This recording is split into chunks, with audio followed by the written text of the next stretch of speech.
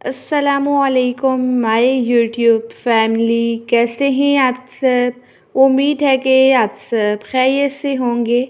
आज हम बनाएंगे बग़ैर ओवन के मुंह में घुल जाने वाली बहुत ही ज़्यादा टेस्टी और सॉफ्ट सी नान खटाई। ये नान खटाई बहुत ही ज़्यादा मज़ेदार बनती है।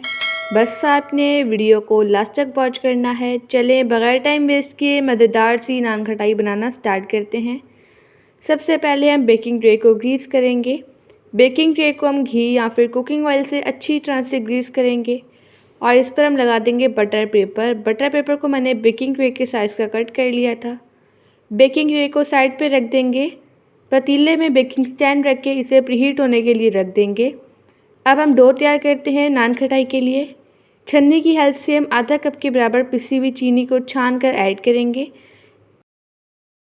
इसे छानने से जो चीनी है वो लाइट वेट हो जाती है। आधा कप के बराबर ऐड करेंगे घी। घी का अल्टरनेट सिर्फ बटर है। घी की जगह बटर ऐड कर सकते हैं, लेकिन कुकिंग ऑयल ऐड नहीं कर सकते। अब घी और चीनी को अच्छी तरह से बीट कर लेंगे ताकि एक फ्लफ़ी सी हो जाए, क्रीमी फॉर्म में आ जाए, ठीक है, और इसका कलर वाइट हो जाए। मैंने चीनी और घी को अच्छी तरह से बीट कर लिया है। आप देख सकते हैं ये फ्लफ़ी हो चुकी है। अब इसमें हम 1 कप के बराबर मैदा ऐड करेंगे छान कर, ठीक है। इससे जितनी भी एयर वगैरह होती है वो निकल जाती है। 1 चाय के चम्मच के बराबर ऐड करेंगे बेकिंग पाउडर। अब इन दोनों चीज़ों को अच्छी तरह से छान कर ऐड करेंगे।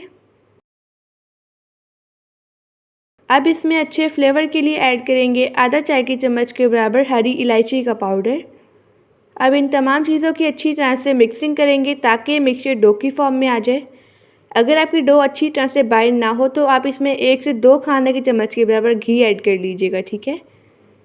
अब हम लेंगे 1 खाने के चम्मच के बराबर डो ताकि हमारे सारे बिस्किट इक्वल बने और इसे बॉल की शेप दे देंगे। अब इन तमाम नान खटाई को रेडी कर हम बेकिंग ट्रे पे रखेंगे। इस पर हम खूबसूरती के लिए डालेंगे पिस्ता। पिस्ते के साथ ही मैं रख दूँगी गुलाब की पत्तियाँ 2 अदर, ठीक है। इससे जो हमारी नान खटाई हैं ये देखने में भी बहुत ही ज़्यादा अट्रैक्टिव लगती हैं और ख़ूबसूरत लगती हैं, ठीक है। पतीला अच्छी तरह से प्रीहीट हो चुका है। अब इसमें हम रखेंगे नान खटाइयों वाली ट्रे। अब बिल्कुल हल्की आंच पर इसे हम तकरीबन 20 से 25 मिनट के लिए बेक करेंगे। 25 मिनट हो चुके हैं। जो हमारी नान खटाई है ये अच्छी तरह से बेक हो चुकी हैं।